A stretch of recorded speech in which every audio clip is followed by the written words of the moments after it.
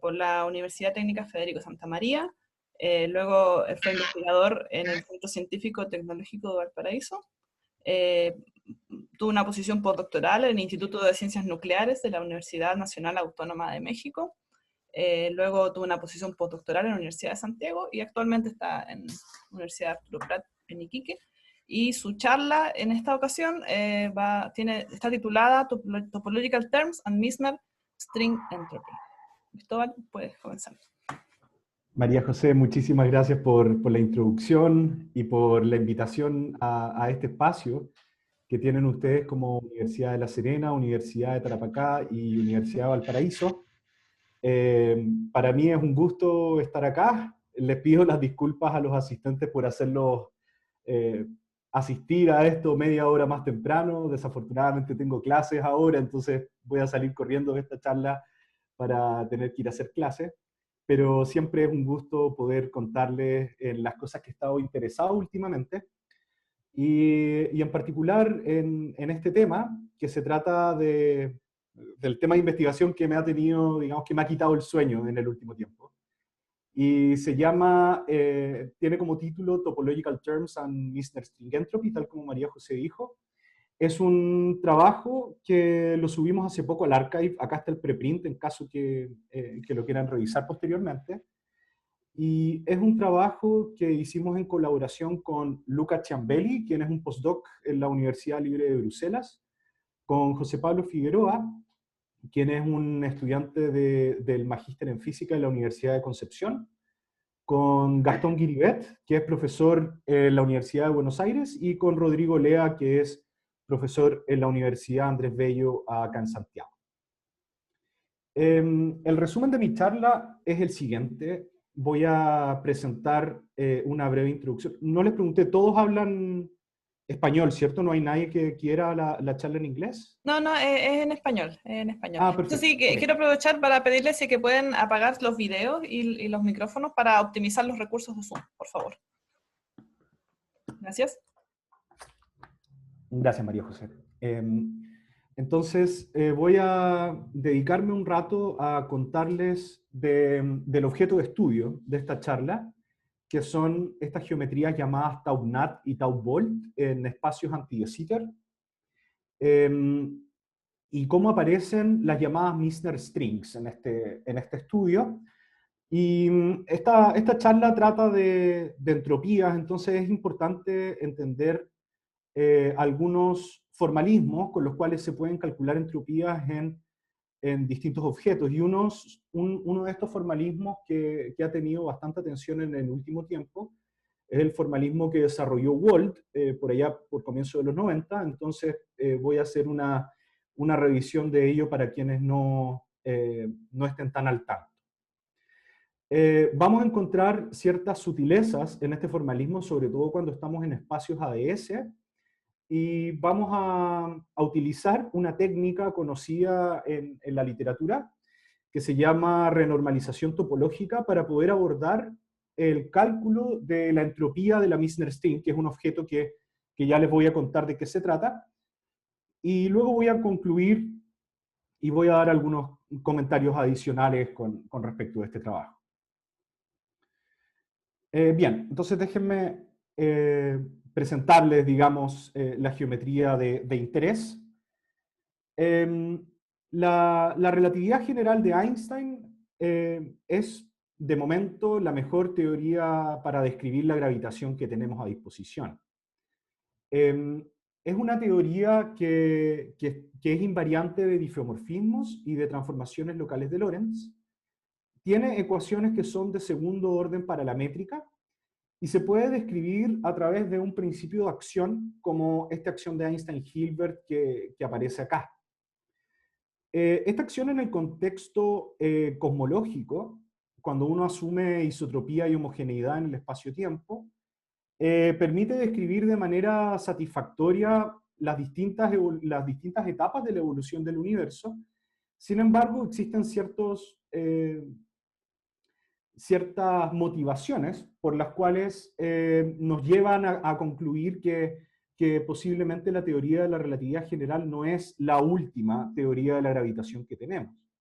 Desde el punto de vista de la cosmología, por ejemplo, no tenemos muy bien entendido cuál es la naturaleza de la aceleración, de la expansión acelerada del universo, debido a ciertos problemas de fine-tuning, por ejemplo, que aparecen con respecto de la constante cosmológica y que tiene que ser ajustada de cierta manera para cancelar con muchas cifras significativas las contribuciones que vienen de la densidad de la energía de vacío de los campos cuánticos.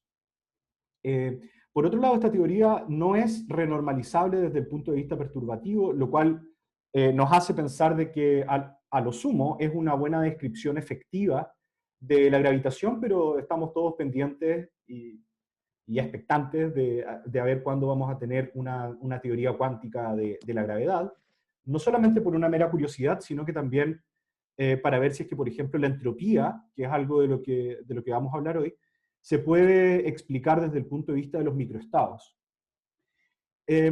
A pesar de eso, a pesar de estos bemoles que les menciono de la teoría de la relatividad general, es lo mejorcito que tenemos de momento para describir a la gravitación. Si es que esta teoría que aparece acá considera como campo dinámico a la métrica del espacio-tiempo, es decir, uno no sabe el espacio-tiempo a priori, realmente tiene que resolver las ecuaciones de Einstein para saber cuál es el espacio-tiempo. Esto es, digamos, muy distinto a las otras teorías de campo que uno estudia en los cursos de teoría cuántica de campos. Entonces, la variable dinámica en esta teoría es la métrica, ¿ok? Y es el espacio-tiempo mismo. Si es que uno hace la variación de esta acción con respecto de la métrica, lo que uno obtiene son las ecuaciones de Einstein, que en este caso también incluí la constante cosmológica dentro de la discusión. Estas son las ecuaciones de Einstein, son ecuaciones de segundo orden en derivadas para la métrica, y han sido estudiadas, digamos, por diversos autores en distintos contextos, y por supuesto la solución que a ustedes seguramente más conocidas les suenan son las soluciones de Schwarzschild, posteriormente Schwarzschild ADS, cuando se agregó la constante cosmológica a las ecuaciones de Einstein, y también soluciones tipo Friedman-Robertson-Walker en el marco de la cosmología. Sin embargo, existen otro tipo de soluciones que fueron exploradas por allá por los comienzos de los 50, que fueron los primeros intentos de poder encontrar una métrica estacionaria, una métrica que tuviera rotación. Y el primer intento de hacer esto fue hecho por Taub, en este artículo que está acá, en 1951, y posteriormente fue redescubierta por Neumann, Tamburino y Unti. Y es esta solución que ustedes pueden ver acá, esta métrica que ustedes pueden ver acá, resuelve las ecuaciones de Einstein cuando están en presencia de la constante cosmológica. Entonces, lo primero que uno puede identificar acá es que aparece un término, digamos, un término cruzado entre la coordenada temporal y la coordenada angular phi, la cual da cuenta de una suerte de rotación que está sucediendo acá. Otra cosa que es importante identificar, fíjense en la coordenada de área que va multiplicando a la métrica de las dos esferas. Esta coordenada de área no se hace cero nunca para cualquier valor de R. Es decir, esto es como una suerte de agujero de gusano, por así decirlo. Sin embargo, tiene un horizonte en el cual la función métrica f se hace cero, y justo en las dos zonas en donde tenemos estos horizontes, esta métrica se comporta como una suerte de cosmología en el sentido usual de que la coordenada temporal ahora juega un rol de una coordenada espacial y la coordenada R se transforma en una coordenada temporal, similar a lo que pasa cuando uno está en el agujero negro de Schwarzschild y pasa el horizonte de eventos. Lo que es importante señalar acá es que si es que uno toma esta métrica y le calcula los invariantes de curvatura, uno obtiene que en realidad esta es una solución que es completamente regular para todos los valores de R. No tenemos ninguna singularidad de curvatura, es lo que quiero decir. Y en el límite, cuando n va a 0, que de aquí en adelante este parámetro n le vamos a llamar la carga de Nat, digamos, por estas tres personas que aparecen acá, por Neumann, Tamburino y Unti, pero también por Taub. Cuando la carga de Nat va a 0, realmente lo que nosotros obtenemos, digamos, es la solución estándar de Schwarzschild ADS. Está continuamente conectada con esta solución en el límite de la carga de NAT yendo a cero. ¿Cuáles son las simetrías de esta métrica? Las simetrías en realidad es el grupo de isometrías SU2 cruz R, pero sucede una cosa interesante en presencia de la carga de NAT, y es que fíjense que el tiempo, la coordenada temporal, se enrolla, se mezcla con los generadores de SU2. Y una de las cosas que es bastante interesante es que cuando la carga de NAT es distinta de cero, podemos ver que el generador de momentum angular, que le llamaríamos la derivada de phi, tiene una pieza temporal acá. Entonces, si uno quisiese calcular, por ejemplo, las trayectorias de partículas que siguen alguna geodésica en el espacio-tiempo, estas no van a seguir necesariamente órbitas cerradas, sino que van a seguir una suerte de hélice, si es que uno utiliza, por ejemplo, el teorema de Killing para poder resolver las geodésicas. Esto se puede ver de una manera bastante intuitiva, como fue propuesto. Esto incluso es un trabajo que hizo Landau hace mucho tiempo atrás, pero que en el marco de las teorías de Tau-NAT fue, digamos, propuesto de esta manera por Lynden-Bell y Nouri Sonos, que si es que uno tiene una métrica que tiene esta forma, tal como pueden ver en esta primera ecuación, en el cual aparece un término cruzado con este tipo potencial vectorial magnético, que uno podría perfectamente interpretarlo de esta pieza que es proporcional a la carga de NAT acá en la métrica.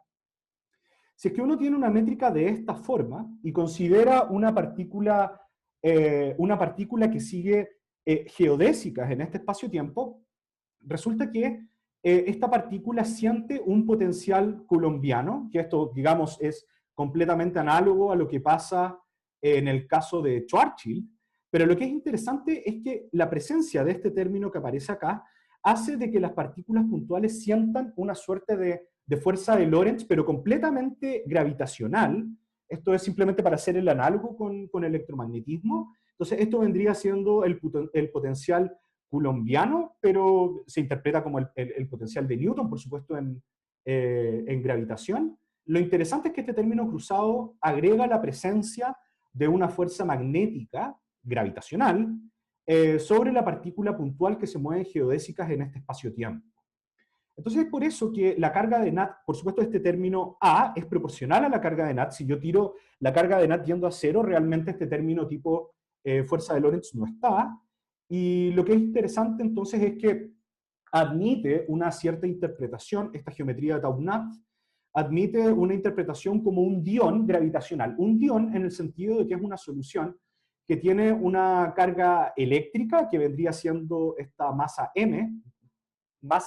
Es una masa eléctrica en el sentido gravitacional, y tiene esta carga de NAT que realmente da noción de una fuerza magnética, de un campo magnético gravitacional que está generando justamente la carga de NAT en este caso.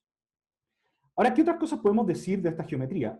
A diferencia de la métrica de Kerr, si es que uno quiere estudiar qué pasa con el régimen asintótico de esta solución no es asintóticamente plana en el límite en el cual la constante cosmológica va a cero, y ni tampoco es asintóticamente anti de Sitter, en el límite cuando consideramos que la constante cosmológica es distinta de cero. ¿Y por qué pasa esto? Bueno, eso tiene directa relación con que el término cruzado de la métrica, que es el que me está dando noción de una, digamos, de una rotación de ella, de que la métrica no es estática, realmente no va a cero, digamos, no decae como el inverso de alguna potencia de R conforme R va a infinito. De hecho, va a este valor que está acá, que en general, incluso cuando estos términos de acá no están, cuando no tenemos la constante cosmológica, el término cruzado va proporcional al coseno de teta. ¿Okay? Entonces esta métrica no va a la métrica de Minkowski y tampoco va a la métrica de ADS cuando estamos en el régimen asintótico. Sin embargo, si es que uno estudia el Riemann sí va a una constante cuando yo voy asintóticamente a R infinito. Digamos, el Riemann es proporcional a las deltas antisimetrizadas. Entonces, lo que quiere decir esto es que, a lo sumo, la métrica de Tau-NAT es asintóticamente localmente ya sea plana o asintóticamente localmente anti de Sitter, en el sentido de que todos los statements que yo puedo hacer con respecto de los invariantes de curvatura siguen siendo válidos, pero no así la métrica en un carácter global en el régimen asintótico. Ahora, esto tiene algunas consecuencias que son interesantes. Por ejemplo, escojamos una base ortonormal, digamos estas tétradas que aparecen en esta ecuación, y las vamos a escoger del siguiente modo, en el cual aparecen, digamos, en esta ecuación de acá, y despejemos el diferencial de t a partir de esta ecuación, y lo que uno concluye es que el diferencial de t se puede escribir de una manera que es completamente libre de coordenadas, como aparece a la derecha de esta ecuación. Entonces, acá tenemos que detenernos un momento, porque sucede, esta pieza que aparece acá, es lo mismo que sucede para agujeros negros. Recuerden que en agujeros negros, el horizonte de eventos está caracterizado en el punto en la coordenada radial, en donde la función métrica f se hace 0, lo cual imposibilita de que yo pueda foliar el espacio-tiempo con hipersuperficies de tiempo constante.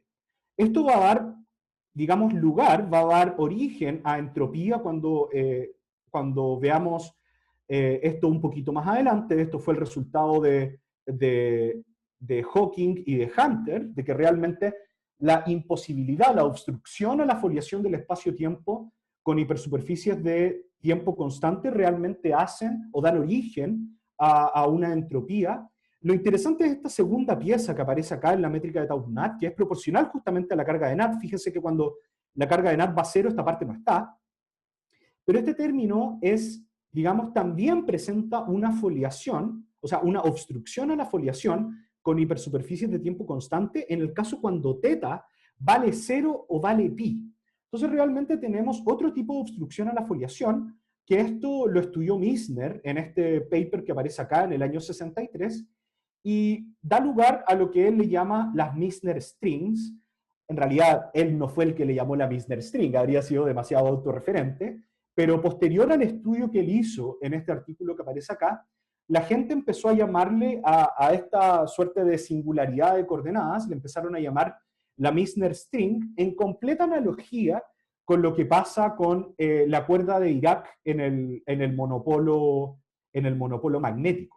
Dado de que la naturaleza de esta singularidad guarda completa analogía con lo que pasa justamente en el monopolo de Dirac. Recuerden que Tau-NAT se puede interpretar como un dión gravitacional, es una solución que tiene una carga eléctrica y una carga magnética. En el límite, cuando m, la masa eléctrica, va a 0, esta solución representa lo que sería un monopolo gravitacional, realmente, un monopolo magnético gravitacional, y entonces tenemos este tipo de singularidades que estudió Dirac en su paper, digamos, de los años 20, en su paper famoso, pero esto, digamos, en el símil gravitacional, en el análogo gravitacional que nosotros estamos estudiando ahora. Ahora, tal como mostró Dirac, esa singularidad de coordenadas, en el caso del monopolo magnético, uno la puede hacer invisible. ¿Invisible en qué sentido? En que uno la puede eliminar con una transformación de gauge, la cual, después en el régimen cuántico, implica la cuantización de la carga eléctrica como números enteros de la carga magnética. Ahora, Misner mostró que uno también puede hacer una elección de gauge en el sentido de que puede hacer de que la posición de la Misner string realmente sea irrelevante.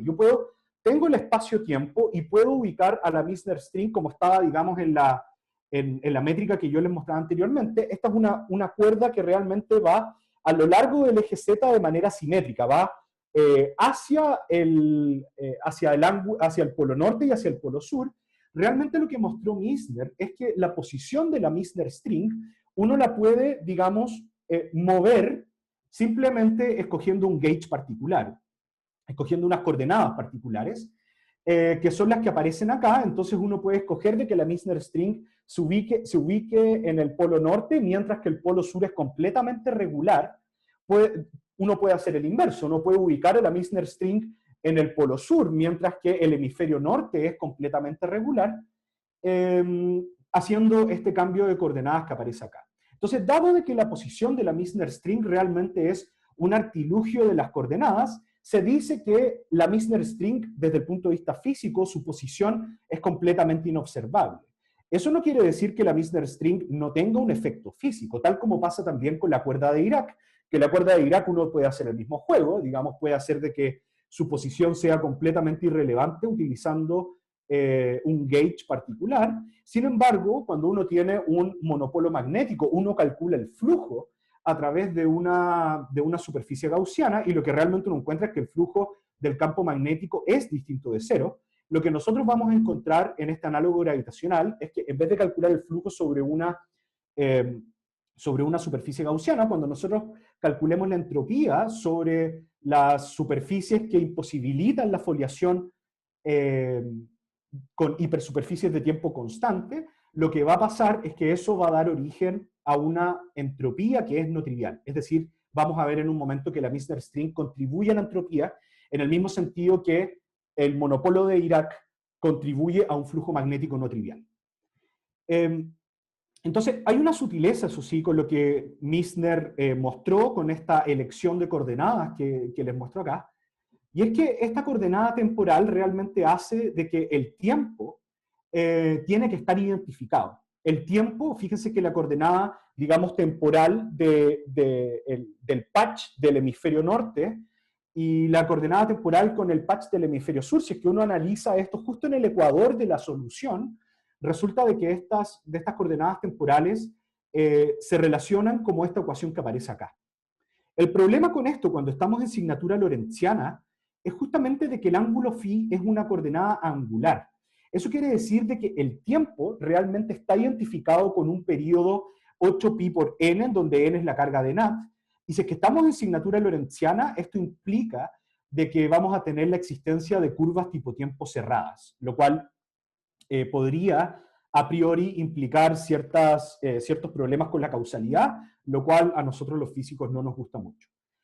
Vale la pena mencionar de que a partir de los años, desde el año 2015, la métrica Tau-NAT desde el punto de vista lorentziano empezó a agarrar mucho interés nuevamente porque un grupo en Francia, liderado por Gerard Clement y sus colaboradores, mostraron que realmente uno puede vivir con la Misner String sin irse a estas coordenadas que el mismo Misner encontró, y puede dejar a la Misner String, digamos, de manera completamente simétrica en el espacio-tiempo, vivir con ella, dado que un observador que se mueve en geodésica, en este espacio-tiempo, realmente no verían la Misner String. Es un trabajo que, para serles honesto, yo todavía no he estudiado completamente bien, me interesa revisar eso, porque ha habido una suerte de resurrección de las métricas tipo Tau-NAT en la asignatura lorentziana, y que últimamente ha tenido bastante interés por parte de la comunidad. Sin embargo, también uno puede estudiar estas geometrías desde el punto de vista euclidio, y para irnos al euclidio, bueno, uno lo que puede hacer es hacer una rotación de Wick del tiempo, de la coordenada temporal, y también de manera simultánea hay que hacer una rotación de Wick de la carga de Nat, y lo que uno realmente obtiene es una métrica que tiene signatura euclidia, que está escrita de esta manera, en donde la función métrica que resuelve a las ecuaciones de Einstein en signatura euclidia es la función métrica que aparece acá. Sin embargo, acá aparece ya la primera cosa relevante de señalar. Fíjense que la coordenada de área de esta métrica, la que aparece acá, ya no puede ser, la coordenada R ya no puede ser extendida para todos los valores de los reales, sino que fíjense que para R igual a n, la coordenada de área se hace 0.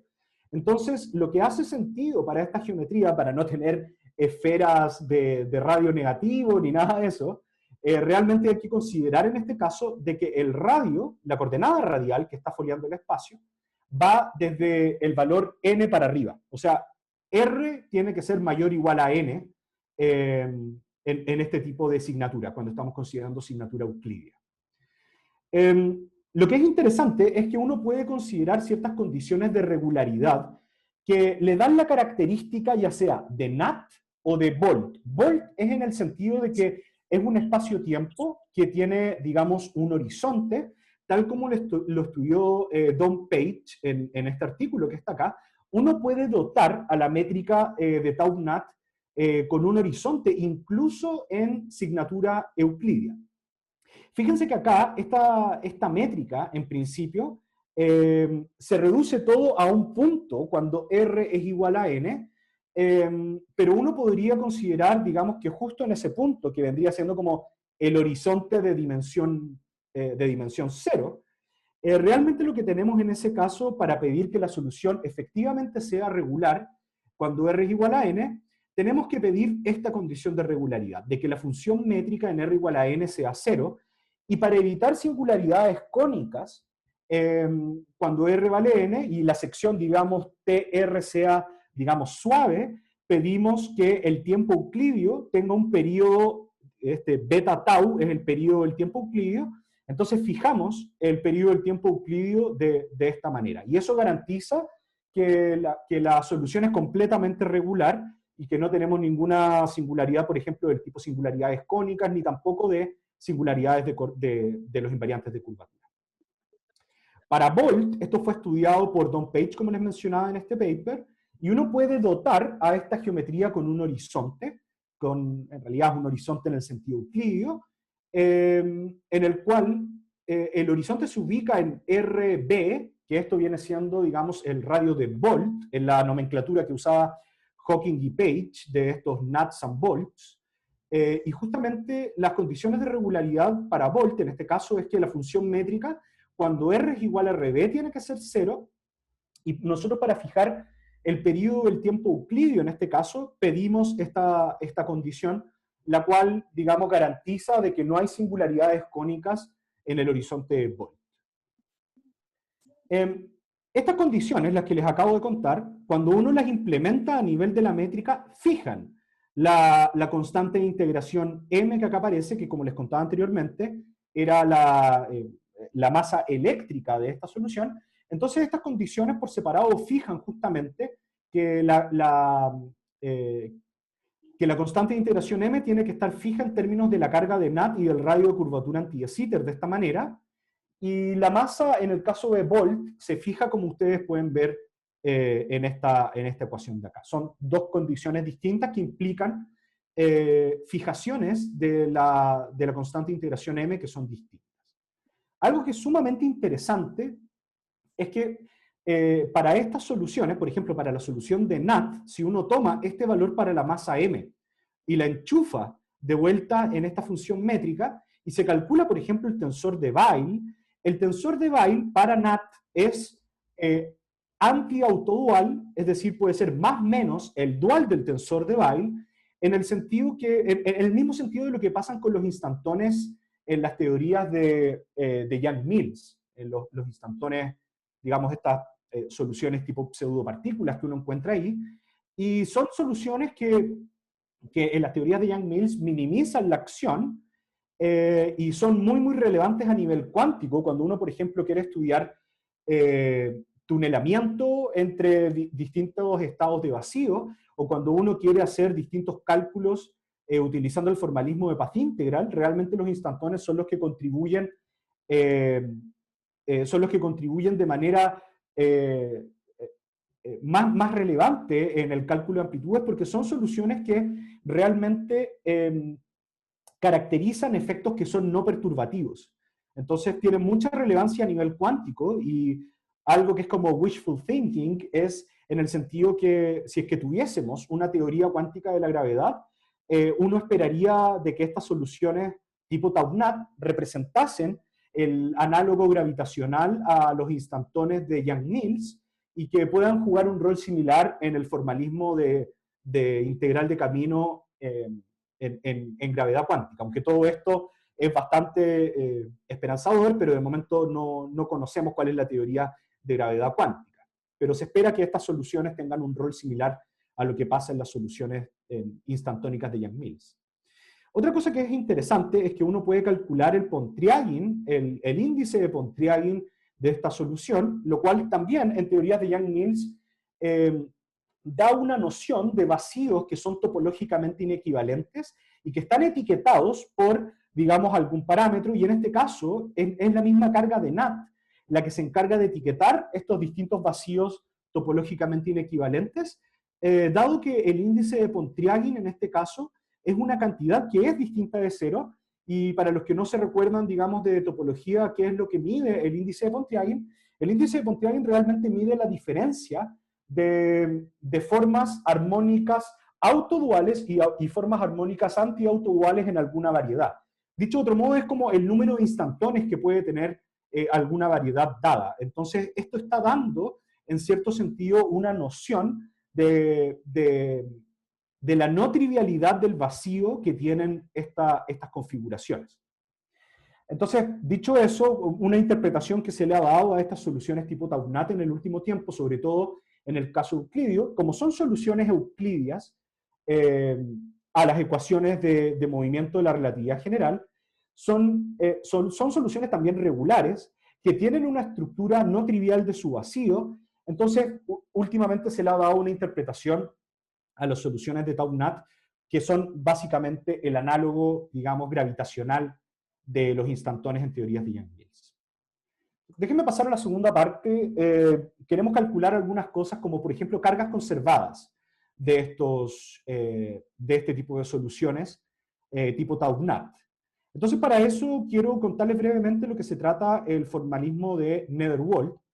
Entonces, el formalismo de Netherwald, si es que uno tiene una acción gravitacional que considera como única variable dinámica, como único campo dinámico a la métrica, y derivadas de la métrica, pero para que la acción sea invariante de isomorfismo y transformaciones locales de Lorentz, vamos a considerar que la manera en la cual entra la métrica a través de derivadas es solamente a través del tensor de Riemann.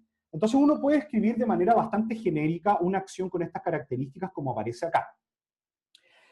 Si hacemos una variación de esta acción, realmente lo que encontramos es las ecuaciones de movimiento y encontramos algún término de borde que nos va a salir de la variación de esta acción. De manera bastante genérica, uno puede escribir las ecuaciones de movimiento de esta forma, como aparecen en esta ecuación que aparece acá, y el término de borde también de manera bastante genérica uno la puede escribir de esta manera, en donde este tensor E, que es un tensor que en el formalismo de Netherwald cumple un rol crucial, es básicamente tomar el lagrangiano y sacarle la derivada funcional con respecto del Riemann. Entonces, para cualquier teoría gravitacional que pueda ser escrita de esta forma, las ecuaciones de movimiento están dadas de esta manera, en donde este tensor E, tal como les acabo de mencionar, es la derivada funcional del lagrangiano con respecto del Riemann. Ahora, cabe señalar, entiendo que hay algunos de ustedes que trabajan en teorías modificadas de la gravedad, el formalismo de Wald ha sido desarrollado en el caso, por ejemplo, cuando hay torsión, cuando hay no metricidad, etc. En algunos trabajos, por ejemplo, por Nester y colaboradores que después fueron generalizando esto para geometrías no riemannianas con el correr de los años. Desde el 90 en adelante ellos también estuvieron siguiendo un programa parecido al de Wald, pero relajando algunas condiciones que tiene este formalismo. Entonces, la acción que tenemos en cuestión, esta acción que tenemos acá, la invariancia bajo difeomorfismos de esta acción implica una ley de conservación que puede ser escrita como la divergencia de J, en donde J es esta cantidad que aparece acá, y uno puede mostrar de que la divergencia de J se puede escribir como la derivada del I a lo largo del vector que genera los difeomorfismos multiplicado por las ecuaciones de movimiento. Entonces es directo ver que para una configuración que satisface las ecuaciones de movimiento, el lado derecho de esta ecuación es 0, por ende tenemos una ley de conservación tipo divergencia covariante de J igual a 0. Eso quiere decir que, bueno, si J escrito, digamos, reemplazando variaciones de la métrica por la derivada del I de la métrica, entonces J queda escrito de esta manera, pero on-shell, cuando tenemos que el lado derecho de estas ecuaciones es 0, eso implica de que la divergencia de J, la divergencia covariante de J es igual a 0, entonces el lema de Poincaré me permite hacer lo siguiente, me permite escribir a J como la divergencia covariante de una dos formas, en donde esta dos formas es esta expresión que aparece acá, y es lo que se conoce como el prepotencial de Noether. ¿Por qué el prepotencial de Noether? Porque como es una dos formas, yo puedo escoger una hipersuperficie de codimensión 2, integrar a este prepotencial sobre esa hipersuperficie y puedo obtener una carga conservada. Eso es nada más que la carga de Nether. Ahora, si consideramos, por ejemplo, de que el vector que genera los difeomorfismos es un vector de Killing, entonces puedo definir una carga conservada como acá aparece, haciendo esta integración, y eso, lo que mostró Walt, que es súper interesante, es su paper más famoso, de hecho, es que cuando uno toma a esta carga conservada y la evalúa en el horizonte, en el caso de los agujeros negros, eso es exactamente la entropía del agujero negro, y en general es un cuarto del área del agujero negro. ¿Ok? Entonces lo que es interesante es que TauNat no solamente tiene obstrucciones a la filiación con hipersuperficies de tiempo constante en el horizonte, sino que también cuando tenemos a lo largo de la Misner String, que está, digamos, a lo largo del eje Z, nosotros también tenemos una obstrucción a la foliación con hipersuperficies de tiempo constante debido a la presencia de la Misner String. Entonces, es interesante analizar eso, y si es que uno pone a la solución de NAT que yo les mostré anteriormente, y uno puede calcular, digamos, las componentes de esta D-2 forma, que va a ser nuestro, digamos, prepotencial de Nether, que voy a integrar sobre la hipersuperficie de codimensión 2. Entonces las componentes, en este caso cuando estamos en dimensión 4, esta simplemente es una 2 forma, y las componentes relevantes para obtener, digamos, la entropía son estas que aparecen acá, y la carga de Nether, entonces tenemos que integrar sobre las hipersuperficies que obstruyen la foliación con hipersuperficies de tiempo constante. Estas son en el horizonte y también tengo que integrar a lo largo de la cuerda. Entonces cuando yo hago esta integración, fíjense que lo que usualmente aparece en agujeros negros que da origen a la entropía es esta primera parte de la integral. Sin embargo, cuando tenemos a la Misner String, aparece esta pieza adicional. Fíjense que esta pieza es 0 cuando la carga de NAT va a 0. Entonces, estas contribuciones a la carga de Nether vienen puramente de la presencia de la Misner String. Entonces, si uno considera espacios que son asintóticamente localmente planos, es decir, cuando tengo la constante cosmológica igual a 0, estas entropías fueron calculadas por Robert Mann, utilizando métodos primero euclídeos de la acción euclídea. Él calculó la entropía de la Misner String, y después, usando el método de Nether-Walt, ellos lo hicieron en este paper también publicado en el año 2000, y lo que es súper interesante es que, acuérdense que NAT, a diferencia de Volt, NAT no tiene horizonte. Entonces, esta pieza de la integral realmente es 0, y la contribución a la entropía viene puramente desde la Misner String. ¿Qué quiere decir eso? De que la relación de que la entropía es un cuarto del área realmente se rompe en las geometrías de TauNat. Un ejemplo, digamos, el más sencillo, como les digo, es NAT. NAT tiene horizonte 0. Por ende, su área es 0, y a pesar de eso, tiene una entropía no trivial que viene puramente de la integración que viene desde la Misner String. Si uno considera, digamos, la entropía para Volt, fíjense que tampoco tenemos una relación tipo que la entropía es un cuarto del área, y si es que uno compara este resultado con lo que hizo Hawking, digamos, y Page por allá por los años 90, en el cual ellos usaban, digamos, un método de sustracción de background, uno puede tomar, utilizando este método que no requiere una sustracción de background, y resta Volt con NAT, y realmente da exactamente el mismo resultado que tiene Hawking y Page por métodos, digamos, distintos a este. Ahora, ¿cuál es la gracia de...? Parece que todo lo que les estoy contando no tiene nada de nuevo, pero una cosa que nosotros observamos es que para espacios que son asintóticamente, localmente anti de Sitter, estas dos integrales que aparecen acá, la contribución de la Misner String es divergente. Fíjense que en el caso de agujeros negros no hay problema para calcular la entropía con el método de Walt, porque simplemente uno calcula la entropía sobre el horizonte. No hay una integración a lo largo de la coordenada radial, ¿ok? Porque la única obstrucción a la foliación del espacio-tiempo con hipersuperficies de tiempo constante aparece en el horizonte.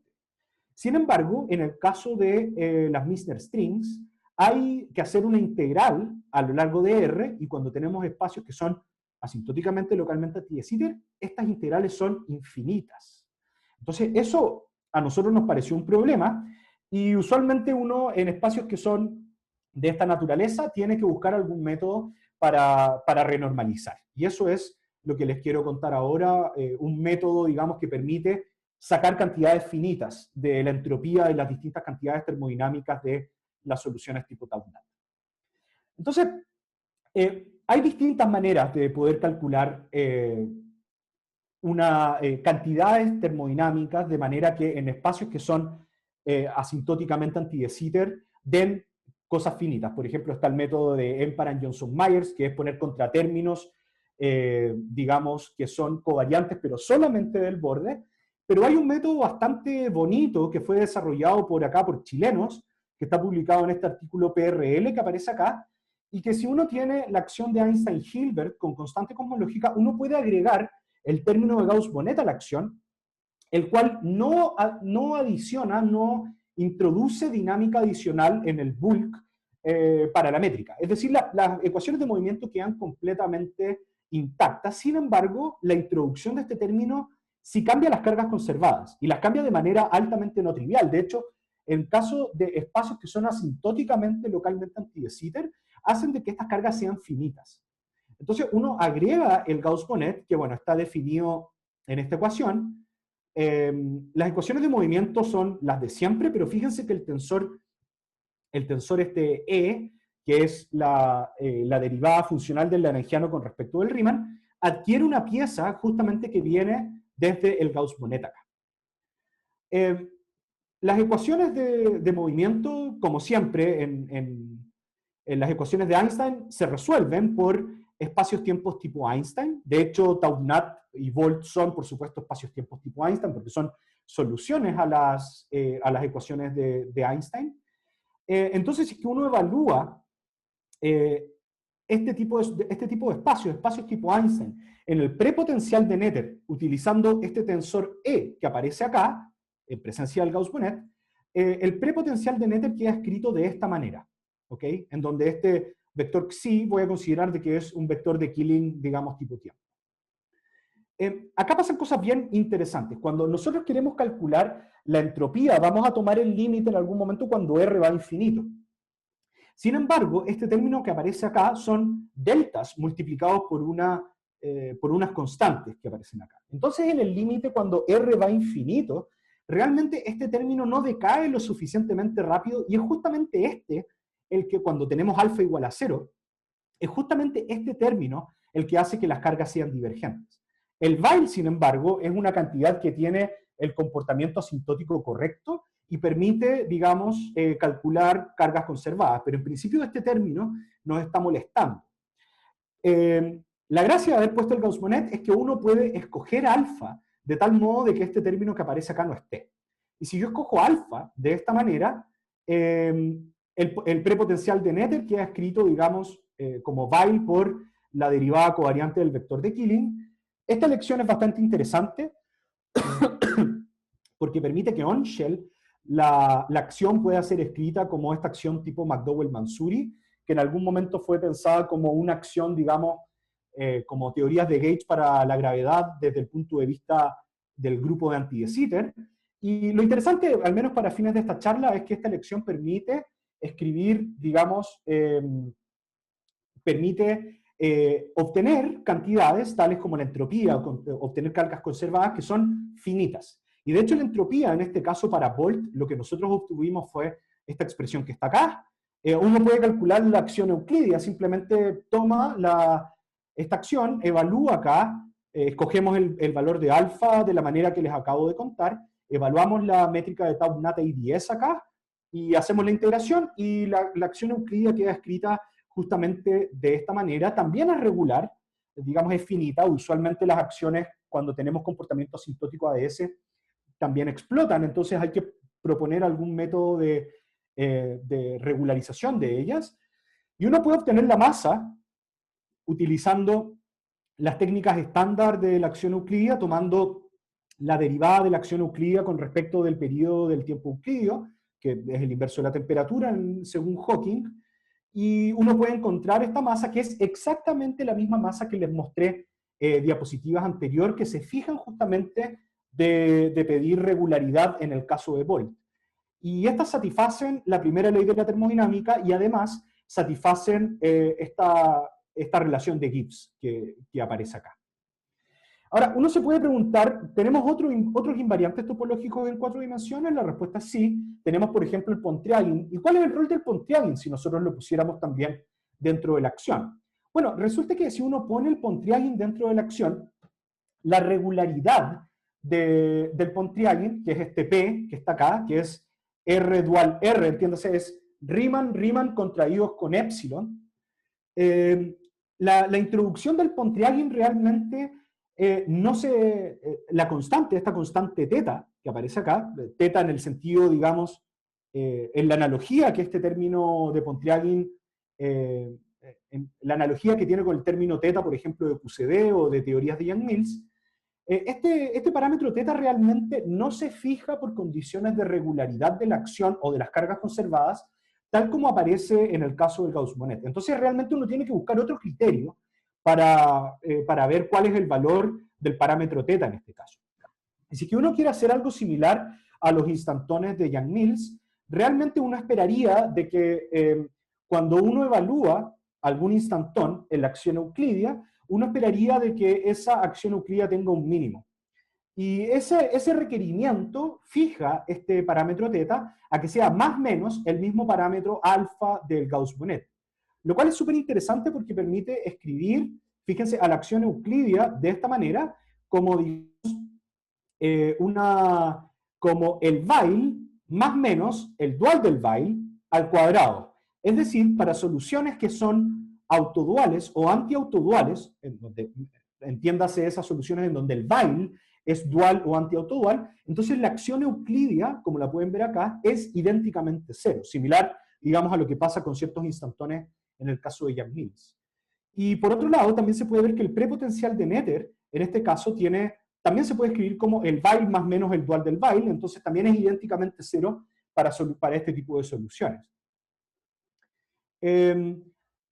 La termodinámica, deje concentrarme en el caso cuando la carga de Nath es positiva, la termodinámica también permite obtener, digamos, la entropía, la acción euclídea y también la masa termodinámica, pero lo que nosotros encontramos acá es que realmente lo que el Pontryagin, con esta elección particular de su coupling, está haciendo, realmente es fijar como background a la solución de Tau-Nath, es decir, todas las cantidades termodinámicas, tales como la entropía, en este caso la acción euclídea, la masa, están siendo medidas con respecto de un background fijo que es justamente el background de Nath. Es decir, el instantón gravitacional en este caso es el vacío y nosotros estamos midiendo las cantidades termodinámicas con respecto de él.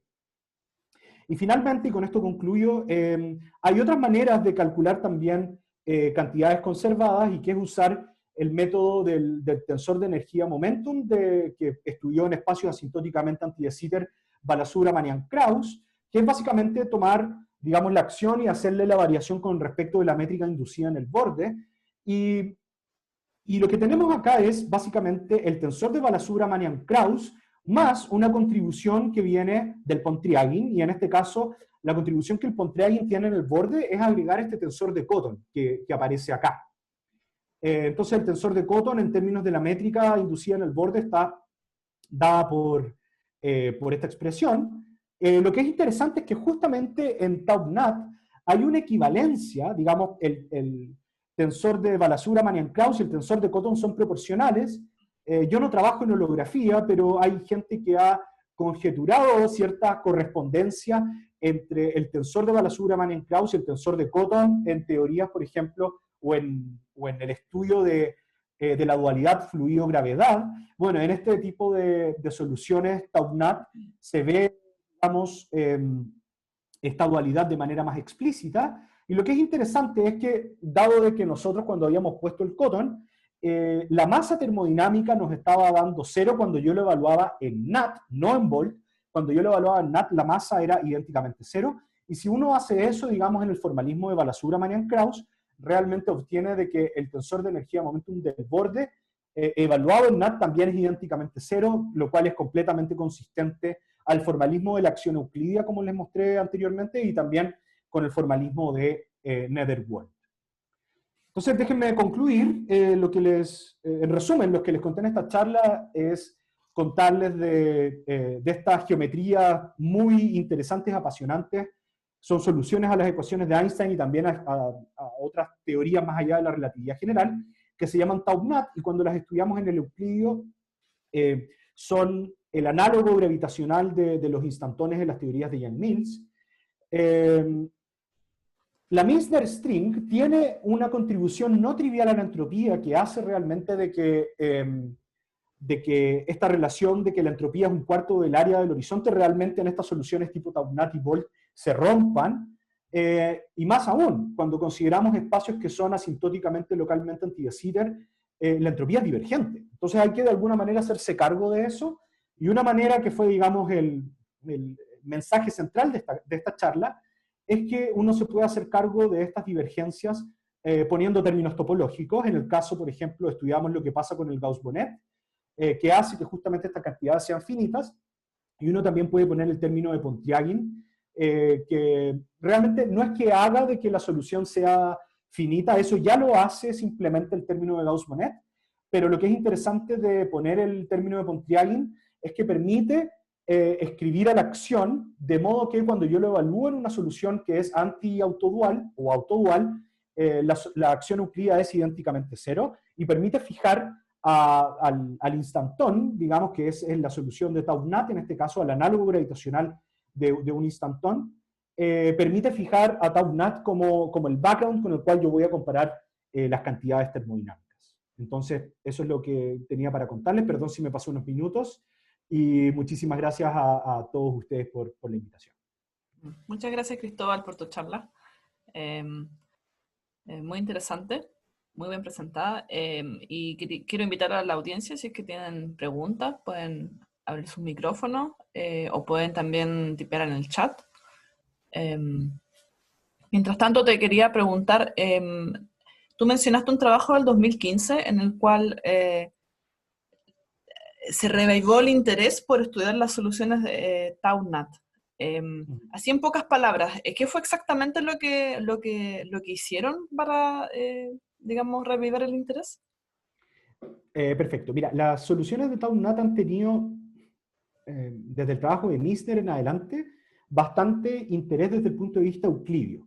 Entonces, lo que se hizo en 2015, y tienen interés desde el punto de vista euclidio por esto que les contaba de que en el lorentziano, si es que uno quiere hacer de que la Meissner string sea invisible, en el sentido que simplemente es un artilugio de las coordenadas, el precio que tú pagas por hacer eso es que tienes curvas tipo tiempo cerradas. Entonces, de ahí en adelante la gente dijo, tau-NAT quizás no es tan físicamente relevante, vámonos al Euclidio y trabajemos en el Euclidio, que es el programa que se ha hecho desde, digamos, los 60 en adelante. Entonces, en 2015, Gerard Clemente estuvo estudiando qué es lo que pasa con observadores que se mueven en geodésicas en presencia de la Meissner string, dejándola ahí, ni siquiera escogiendo un gauge en el cual hagan de que sea invisible. Y lo que ellos muestran es que en realidad estos problemas de la causalidad para ciertos observadores que están moviéndose en caída libre realmente no aparecen. Ellos no sienten ningún problema, digamos, de causalidad, y eso es lo que puedo decir con respecto a ese trabajo del 2015. Entonces la gente empezó a revisitar el caso lorentziano. Como te digo, el caso Euclidio es como mainstream, no, mainstream es mucho decir, pero es como bastante estudiado en la literatura, pero el caso lorentziano fue dejado de lado y se revivió tau-NAT con signatura lorentziana, producto justamente de estos trabajos del 2015, en el que muestran que quizás la Meissner string no es tan patológica como la gente pensó en algún momento. Eso es básicamente lo que ellos mostraron.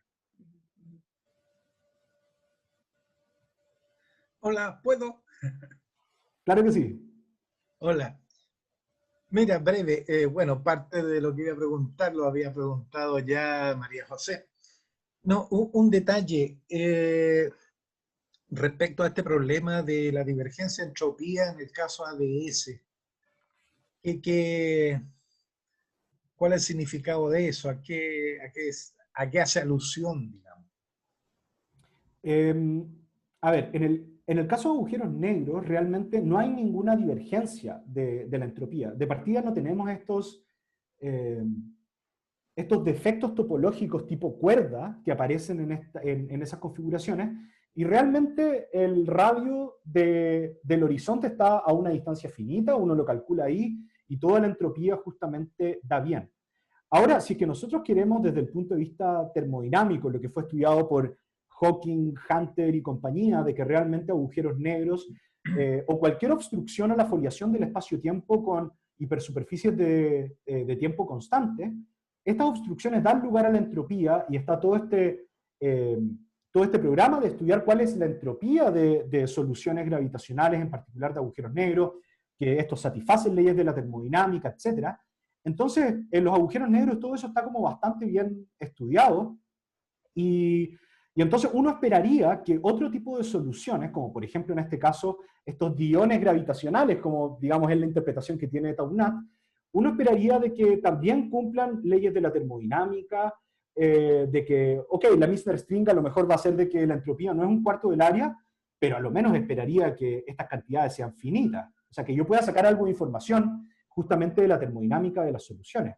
Entonces en ADS, al menos todo este rollo de tener una constante cosmológica negativa viene con motivaciones desde el programa, desde la correspondencia ADS-CFT, y si yo quiero tener alguna interpretación dual de estas soluciones desde el punto de vista de una teoría gravitacional, y yo quiero entender qué es lo que pasa en la teoría cuántica en el borde, yo esperaría por lo menos que la entropía de las soluciones sean finitas. Si es que quiero hacer una descripción holográfica de un sistema en el borde, entonces, en principio, es un problema para la teoría cuántica del borde tener cantidades termodinámicas infinitas en el volumen.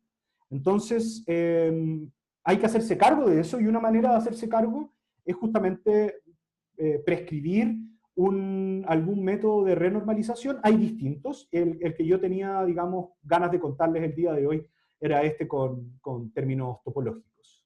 No sé si respondo a tu pregunta, Samuel. No, muy bien, Cristóbal. El punto es que cómo esto, si tú tienes entropías divergentes, ¿en qué afecta, en qué se traduce, qué consecuencias tiene si uno está pensando, qué sé yo, la segunda ley de la termodinámica, estándar común y silvestre que uno conoce? Exacto, o sea, desde ese punto de vista, yo creo que ni siquiera hace sentido preguntarse si es que existe una primera ley o qué pasa con la segunda ley en este caso. No podemos sacar mucha física de cantidades que son divergentes. Entonces, para resolver ese problema y sí poder sacar física, tenemos que regularizar en ese caso y poner términos para poder ver si es que las leyes de la termodinámica se cumplen o no. Ok, muy bien, Cristóbal, gracias. Gracias a ti, Samuel. Cristóbal, yo tengo una consulta que es bastante genérica y es respecto a la entropía.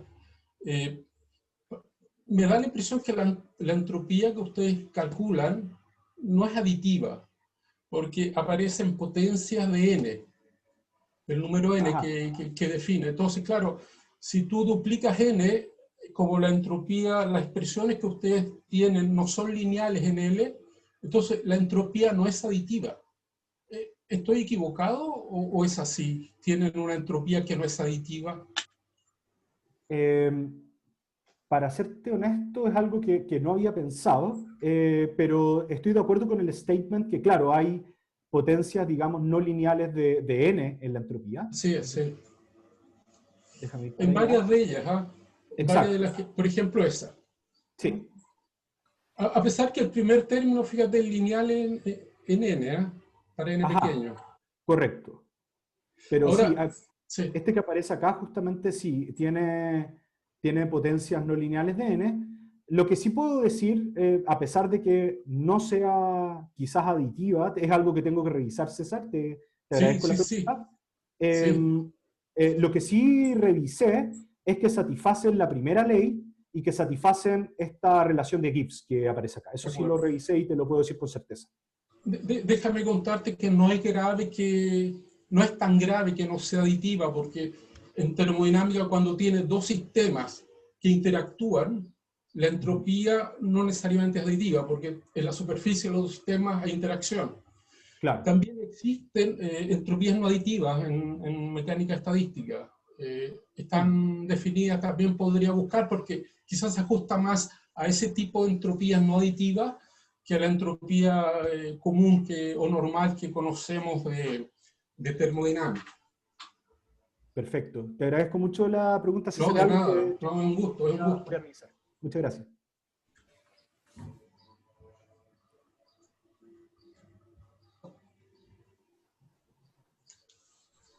Bueno, ahora sí, si no hay más preguntas, agradecemos nuevamente, Cristóbal, que parece que ya estás medio atrasado para tus clases, ¿no?